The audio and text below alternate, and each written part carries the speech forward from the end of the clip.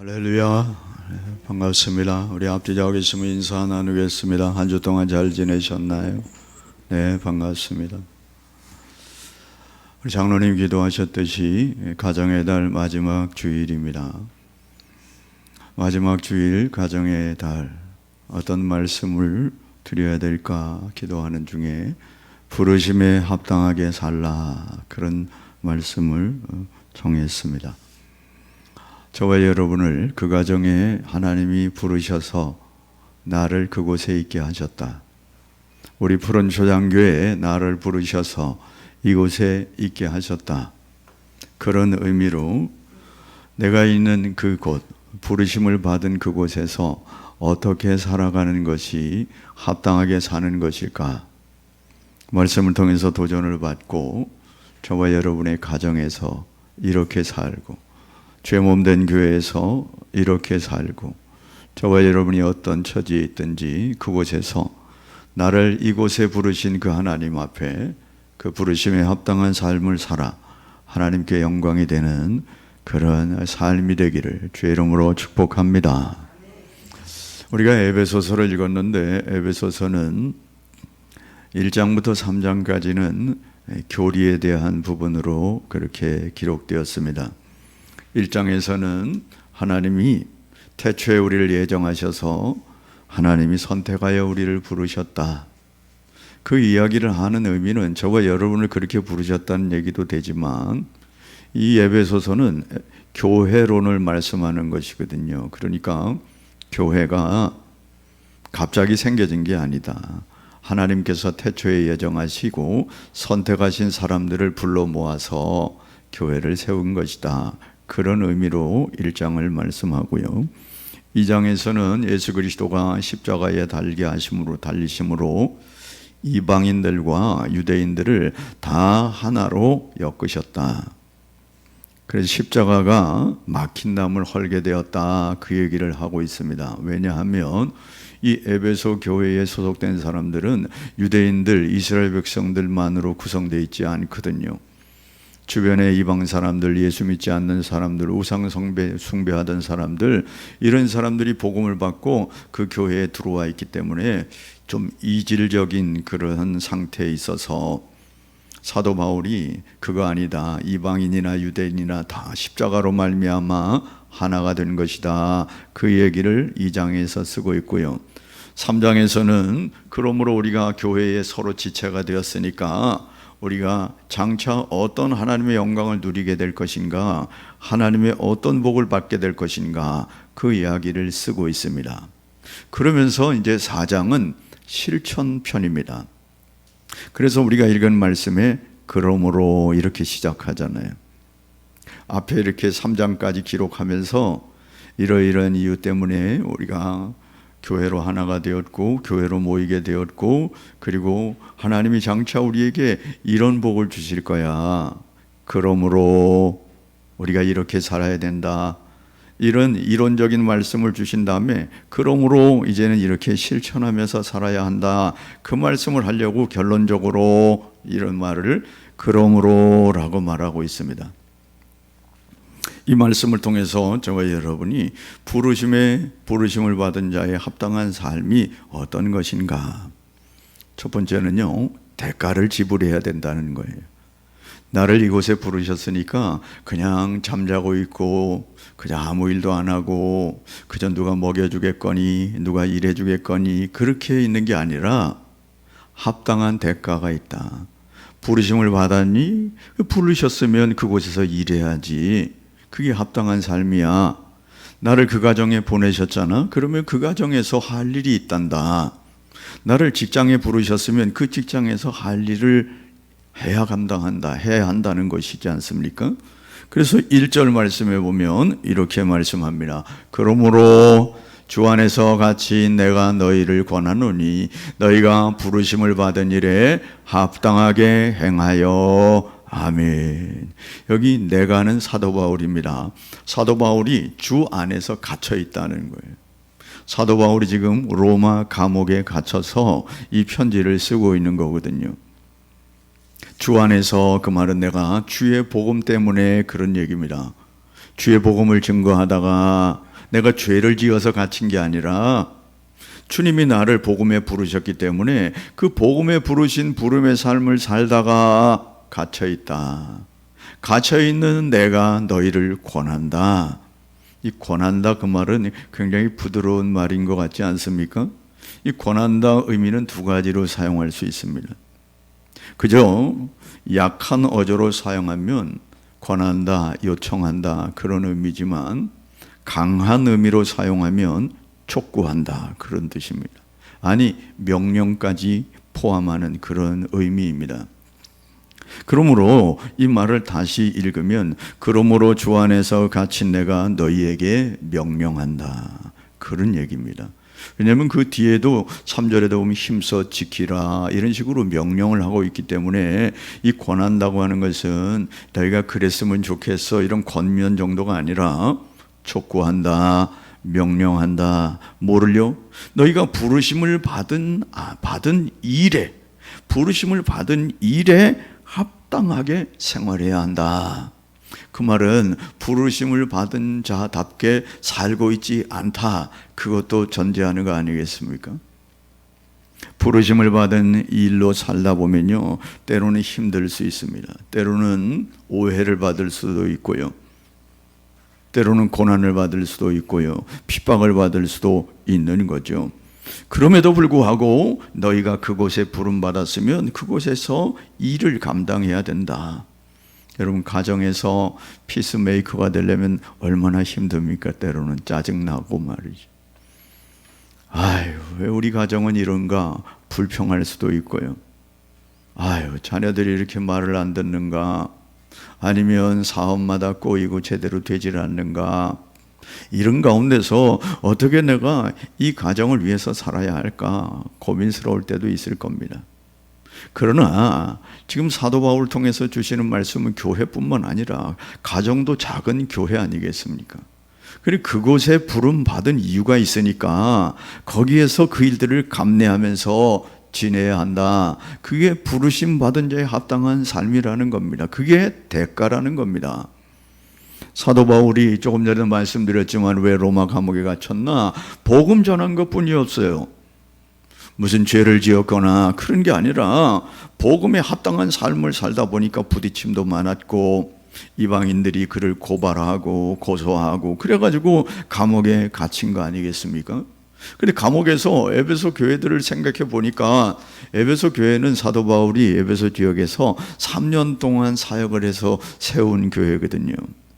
남다른 애정이 있지 않겠습니까? 어떤 곳에는 뭐 일주일 있은 곳도 있고요, 어떤 데는 2주 있던 곳도 있었는데 이 에베소 교회만큼은 3년 동안 머물면서 그곳에서 사역을 해서 교회를 세워놨는데, 이 교회가 부르심에 합당한 삶을 살아야 할 텐데 나뉘고 분열되고 그렇게 되면 하나님의 뜻이 아니라는 것이죠.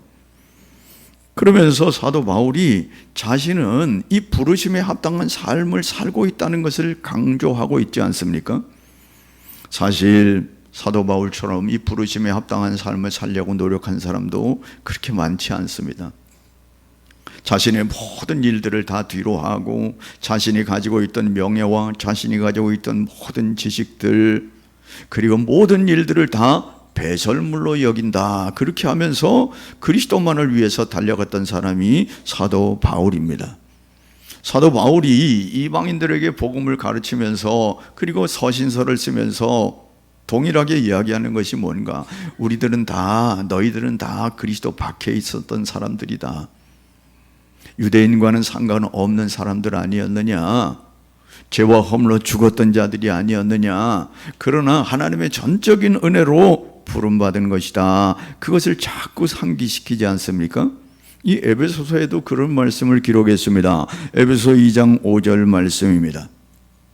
허물로 죽은 우리를 그리스도와 함께 살리셨고 너희는 은혜로 구원을 받은 것이라. 아멘. 허물로 죽은 우리들이라는 거예요. 허물로 죽은 우리들, 도무지 살아날 수 없는 우리들인데 예수 그리스도의 은혜로 우리가 살게 되어 구원받게 되었다. 2장 8절 9절에도 이렇게 말씀합니다. 함께 읽어보겠습니다. 너희는 그 은혜에 의하여 믿음으로 말미암아 구원받았으니 이것은 너희에게서 난 것이 아니요 하나님의 선물이라. 행위에서 난 것이 아니니 이는 누구든지 자랑하지 못하게 함이라. 아멘. 이게 하나님의 은혜라는 거예요. 그래서 이 사실을 자기도 늘 깨닫고 있지만 복음을 받은 새로운 이방인들 그리고 그리스도 안에 들어온 이 사람들이 이것을 기억해야 한다는 것입니다. 우리는 은혜에 의해서 믿음으로 말미암아 구원받은 것이지 내 힘으로 구원받은 거 아니다. 하나님의 선물로 우리가 구원받은 거다. 이거 잊지 않아야 부르심에 합당한 삶을 살게 된다는 거 아니겠습니까? 여러분, 부르심에 합당하게 산다. 그 말은 부르심을 받은 자들은 그에 따른 생활 방식이 있다. 그 말이죠. 부르심을 받은 자의 생활 방식이 무엇인가? 내가 어떤 상태에서 부름을 받았나를 기억해야 하죠. 어떤 상태에서 부름을 받았습니까? 하나님의 전적인 은혜이지만 조금 전에도 우리가 읽었듯이 허물로 죽은 상태에서 우리가 생명으로 그렇게 부름받았습니다. 죄와 허물로 죽었던 자에서 정결하게 우리를 부르셨습니다. 어둠에 있던 우리들을 빛으로 부르셨습니다. 세상에 속해 있던 자들을 하나님의 자녀로 부르셨습니다. 그렇게 분리시키셔서 우리를 부르셨다면 그 부르심에 합당한 삶이 있지 않겠나? 죄와 허물 가운데서 건졌는데 여전히 그 죄 속에 머물고 허물 가운데, 이 허물은 작은 죄를 말한다면 이 죄는 큰 죄를 의미하는 것이라 할 수 있어요. 늘 자신이 거기에서 건짐받았는데도 잊어버리고 자꾸 그리 돌아가면 되겠느냐? 어둠에서 건져서 빛으로 불러주셔서 너희는 세상의 빛이라 소금이라 그렇게 말씀하셨는데 계속 어둠의 생활을 하면 되겠느냐? 그렇지 않다는 겁니다. 부르심을 받은 자들에게는 그들의 다른 생활 방식이 있다. 굳이 이렇게 쓰는 것은요, 지금 너희들이 갈라지면 안 된다는 거예요. 분리되면 안 된다는 거예요. 우리 가정도 마찬가지입니다. 가정에서 좀 어렵고 힘든다고 해서 남 부부가 갈라져 가지고 말이죠, 싸우고 갈등하다가 도장 찍자, 거기까지 나가서 끝나는 가정들이 얼마나 많습니까? 물론 어쩔 수 없는 상황에서는 그럴 수도 있겠지만 내가 그곳에서 지금 대가를 치르고 있는가? 힘듭니다. 그 부르심에 합당한 삶을 살아가는 것, 때로는 감내해야 할 일들이 많기 때문에 힘들 수 있습니다. 그러나 그 소명의식, 하나님이 나를 이곳에 부르셨다, 하나님이 나를 이 가정에 부르셨다, 이 사실을 붙들고 있다면 힘들어도 감내해야 되지 않겠습니까? 그게 부르심을 받은 자의 합당한 삶의 대가라는 겁니다. 대가를 치르려고 하지 않기 때문에 갈라지고 그렇게 어려움을 당하는 거 아니겠습니까? 디모데후서 1장 9절 말씀을 읽어보겠습니다.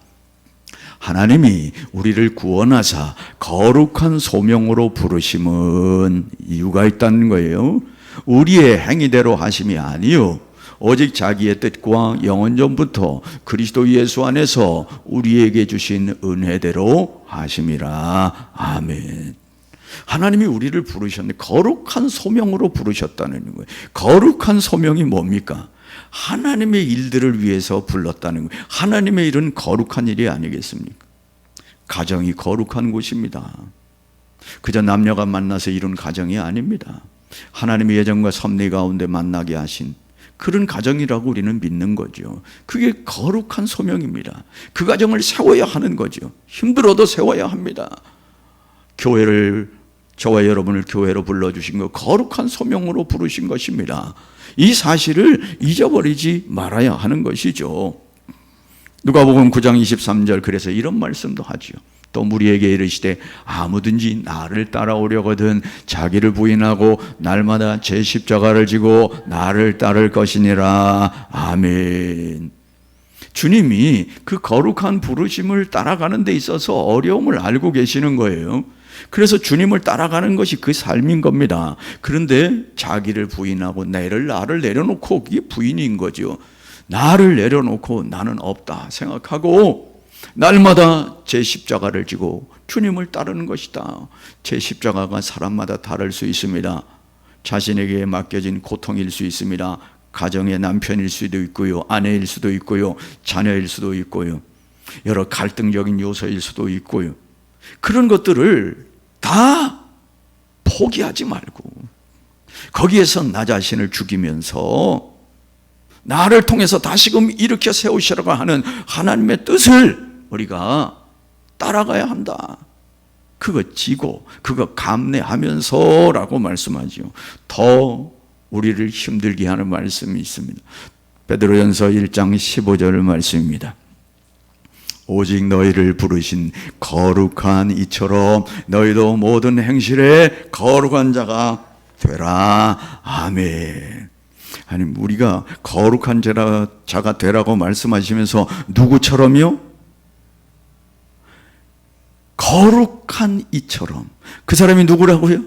너희를 부르신, 곧 하나님처럼, 거룩하신 하나님처럼 너희도 모든 행실에 하나님처럼 거룩한 자가 되라고 말씀하는 거예요. 얼마나 큰 짐입니까? 여러분, 하나님처럼 어떻게 우리가 거룩하게 되겠습니까? 그럼에도 불구하고 사도 베드로를 통해서 거룩한 하나님을 닮아야 된다는 거예요. 저와 여러분. 아유, 어떻게 하나님을 닮아요? 말도 안 되지. 물론 맞아요. 그러나 하나님처럼 닮아가려고 하는 삶을 살아야 한다. 거룩한 자답게 살아가도록 노력해야 된다. 그게 부르심에 합당한 삶의 방식이라는 거죠. 여러분, 가정을 이끌어가는데 얼마나 힘듭니까? 교회도 마찬가지입니다. 그럼에도 불구하고 우리가 지켜내야 할 삶이 있다고 말씀한 이 말씀을 붙들고 합당한 대가를 지불하면서 가정을 세우고 교회를 세우는 저와 여러분 되기를 바랍니다. 두 번째, 부르심에 합당한 삶을 말씀하시면서 그게 뭔데요? 이렇게 말하니까 사도 바울이 아주 구체적으로 설명을 하고 있어요. 2절 3절 읽어보겠습니다. 모든 겸손과 온유로 하고 오래 참음으로 사랑 가운데서 서로 용납하고 평안에 매는 줄로 성령이 하나 되게 하신 것을 힘써 지키라. 아멘. 이게 답이에요. 부르심을 받은 자의 삶이 무엇이냐? 조금 전에 말씀드린 대가를 감내하는 그런 삶인데 그 대가가 뭐냐?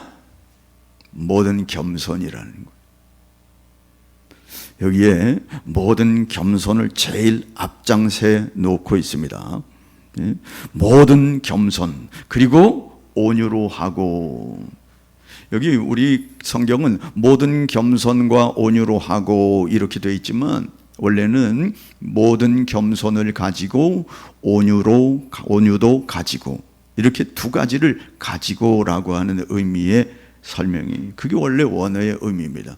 그러니까 우리가 부르심에 받은 합당한 삶을 살려면 모든 겸손을 가지고 온유를 가지고 그렇게 성령이 하나 되게 하신 것을 힘써 지켜야 한다, 그렇게 말씀하고 있습니다. 그런데 겸손을 제일 앞장 세운 것은 제일 중요하다. 네? 모든 온유로 겸손과 이렇게 하지 않고 모든 겸손과 온유로, 모든 네? 겸손 중에 모든. 기독교의 핵심은 겸손이다 그래도 틀리지 않습니다. 물론 사랑이라 말하지만 겸손, 여러분 겸손의 가장 핵심으로 우리에게 보여준 모델이 예수 그리스도. 지난주도 한번 우리가 살폈던 말씀이죠. 빌립보서 2장에 하나님과 동등되지만 동등됨을 취할 것으로 여기지 않고 자기를 낮추사 사람의 모습으로 나타나시고 죽기까지 복종하셨다. 그게 주님의 겸손의 모습 아니겠습니까? 그 겸손이 가장 중요하다는 거예요. 부르심에 합당한 삶을 살아가려면 겸손이 제일 중요하다. 겸손은 낮아지는 것을 말하잖아요. 어떤 위치에 있는 그 자리에 머무는 게 아니라 그보다 자기가 낮다고, 일부러 낮다는 게 아니라 낮은 위치로 내려앉는 겁니다. 높지만 내려앉는 거예요. 그걸 겸손이라고 말해요. 그 겸손을 하나님이 기뻐하십니다. 야고보서 4장 6절에 이렇게 말씀합니다. 그러므로 일렀으되 하나님이 교만한 자를 물리치시고 겸손한 자에게 은혜를 주신다 하였느니라. 아멘. 여러분, 겸손하면 문제가 다 끝나요.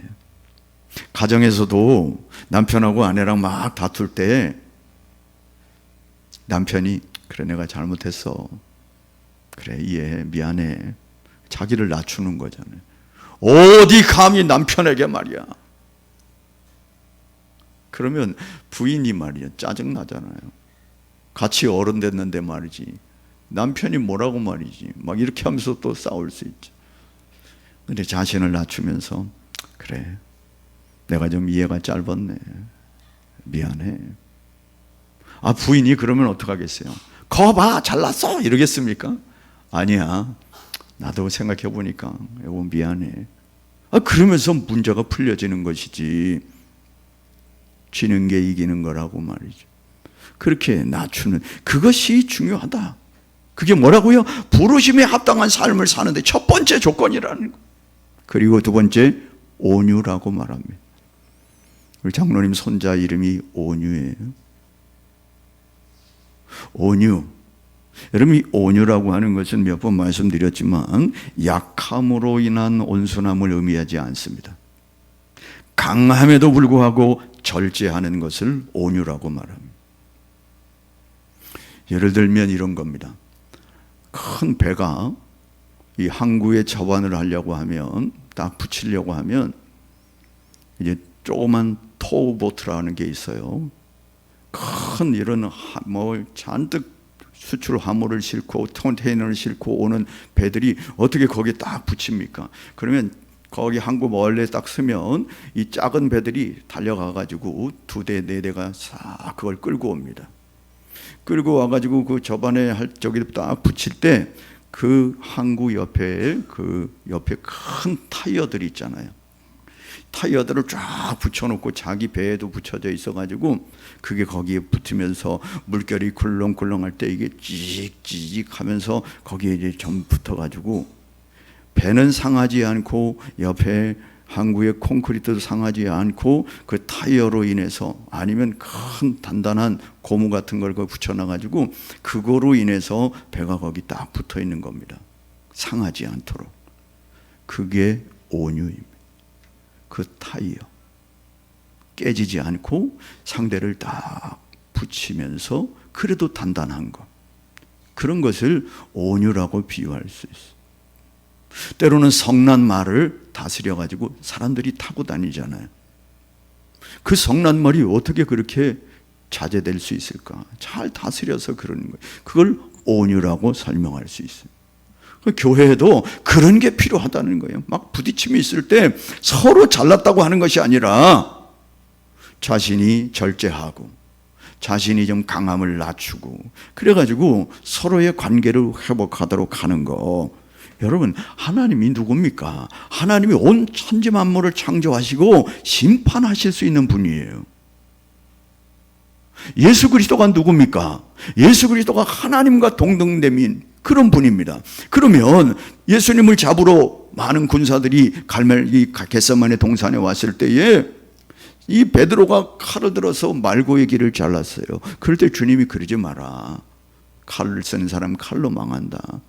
내가 지금 하나님께 말씀하면 12군단이나 되는 군사를 동원할 수 없는 줄 아느냐? 그러면 하나님의 의를 이루지 못하느니라. 그리고 그냥 순수히 잡혀가지고 십자가에 달려 돌아가신 거예요. 이게 온유예요. 하실 수 있지만, 능력이 있지만 그것을 절제하면서 자신의 뜻을 이루어가는 그 모습, 그게 온유라는 거예요. 우리 교회에, 우리 가정에 그것이 있다면 그게 바로 부르심에 합당한 삶을 살아가고 있는 것이다. 또 한 가지 여기 말씀하고 있습니다. 뭐라고요? 오래 참음으로. 오래 참는다, 이것은 사랑장애도 있고요. 오래 참는다, 그 말은 분노의 감정과 멀어져 있는 상태다, 그런 뜻입니다. 오래 참는 겁니다. 이 오래 참는 것은 하나님이 오래 참으셨어요. 로마서 2장 4절 말씀입니다. 홍대가 하나님의 인자하심이 너를 인도하여 회개하게 하심을 알지 못하여 그의 인자하심과 용납하심과 길이 참으심이 풍성함을 멸시하느냐. 여기 길이 참으심이 오래 참음. 하나님이 오래 참고 있는 걸 너희들이 멸시하면 안 된다 그 말이에요. 하나님이 오래 참으시는 분이에요. 우리 가정에서도 마찬가지고 우리 교회에서도 마찬가지고 오래 참음이 필요해요. 때로는 나를 오해할 수 있습니다. 그런 뜻이 아닌데 어떻게 됩니까? 이 또한 지나가리라 하고 어금니 딱 깨물고 오래 참으면 나중에 그 사람이 깨닫고 미안합니다. 내가 그때 참 오해한 것 같습니다. 얘기할 수도 있고 말. 그렇게 안 해도 누가 알고 계신다고요? 하나님이 알고 계셔요. 오래 참는 겁니다. 오래 참으면 하나님이 그게 부르심에 합당한 삶의 방식이라고 말. 또 한 가지 뭡니까? 사랑이라고요. 이 사랑은 지난번도 이성 간의 사랑이 아니라 아가페의 사랑입니다. 하나님의 이타적인 사랑, 독생자까지 주시는 그 사랑, 그 사랑으로 용납하라. 그리스도의 사랑을 가지고 용납한다. 용납하는 게 뭡니까? 있는 그대로를 받아들이는, 있는 옆에 있는 사람 그대로를 받아들이는 거지 자기가 바꾸어서 받아들이는 것은 불협화음이 생기기 마련이에요. 아니 결혼해서 생활하는 부부가 똑같을 수 없잖아요. 삶의 방식이 다 다르게 20년 30년 살다가 말이죠, 그렇게 결혼해가지고 살았는데 얼마나 생각이 다르겠습니까? 얼마나 문화가 다르겠습니까? 아니 우리 교회도 그렇습니다. 이렇게 모여있는데 다 고향이 다르고 삶의 방식이 다르고 다 태어난 과정이 다르고 다 다른데 다 이질적인데 어떻게 이게 하나가 되겠습니까?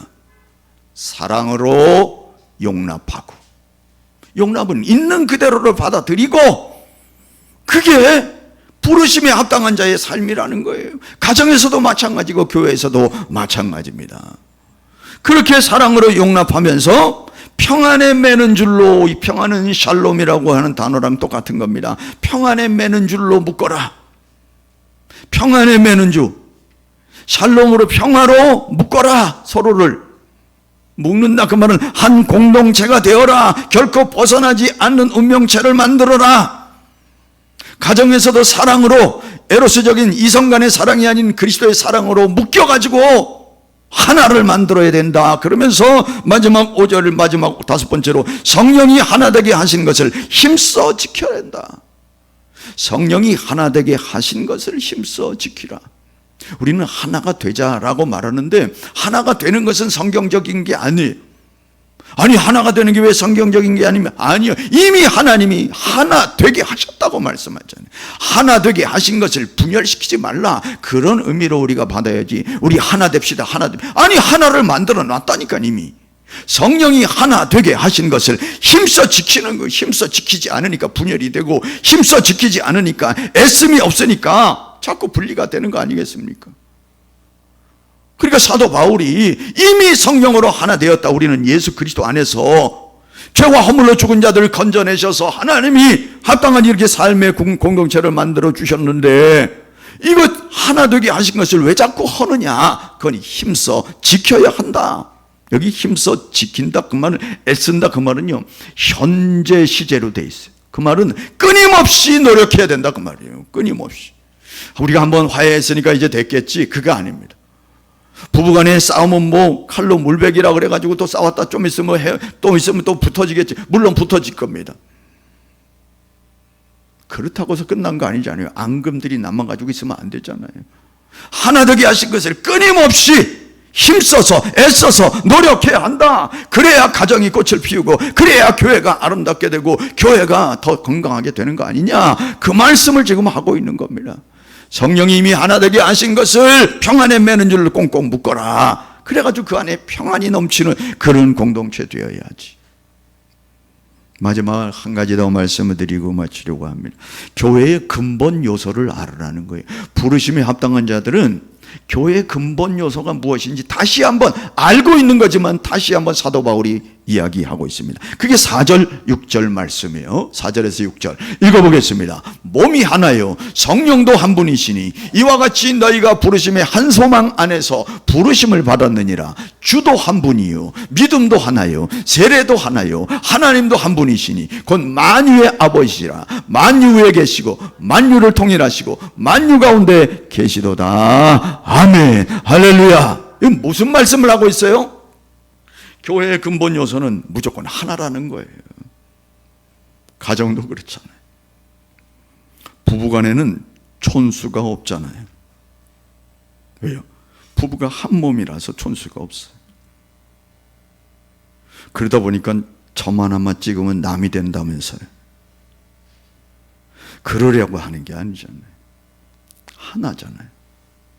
교회가 그럴 때 몸이 하나잖아요. 몸이 하나. 팔 따로 돌아다니는 거 있습니까? 아니, 몸이 하나예요. 성령도 한 분이시고 한 소망 안에서 우리가 주님도 한 분이시고 믿음도 하나고 세례도 하나고 아버지도 하나고 다 하나인데 나누려고 하지 마라. 원래 하나야, 원래 하나. 그것을 기억하고 부르심에 합당한 삶이 이거다. 하나를 생각하고 하나임을 기억하고 그렇게 살아야 한다. 그것이 부르심에 합당한 삶이라고 말씀하고 있습니다. 여러분, 우리가 다 부족하잖아요. 지난번에 제가 우린 다 공사 중입니다 그랬더니 우리 셀 나눌 때에 공사 중이라는 말에 은혜를 받았다는 사람이 있었어요. 우리 다 공사 중이잖아요. 아침에 오다 보니까 공사 중이더라고요. 차가 쫙 밀려가지고 제가 그랬어요. 아이고, 주일날 아침에 이렇게 교회 가는 사람들이 많나? 그랬더니 그게 아니라 공사 중이더군요. 공사 중이면 불편하잖아요. 기다려야 되고. 우리가 다 그런 사람들 아닙니까? 완전한 남편이 어디 있고 완전한 아내가 어디 있습니까? 우리 자녀는 뭐 오직하겠습니까? 아직 성장하지 않았는데. 아니, 목사라고 뭐 완전합니까? 장로님이라고 완전합니까? 다 부족합니다. 다 연약합니다. 그냥 은혜로 불러주셔서 우리가 함께 공동체를 이루고 하나님의 뜻을 이루어가는 거 아니겠습니까?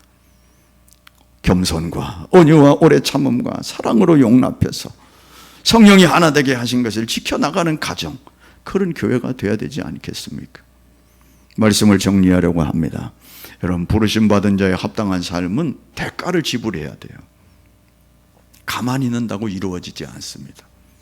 희생하고 헌신하고 용납하고 겸손하고 사랑하고 이런 모든 것들이 다 융합이 되어질 때에 그게 부르심에 합당한 대가를 지불하며 사는 삶이라고 말씀하고 있습니다. 이 말씀처럼 저와 여러분의 가정이, 우리 교회가 더 하나님 기뻐하시는 가정교회, 그리고 든든히 세워지는 가정교회 되시기를 주의 이름으로 축복합니다. 찬양하겠습니다.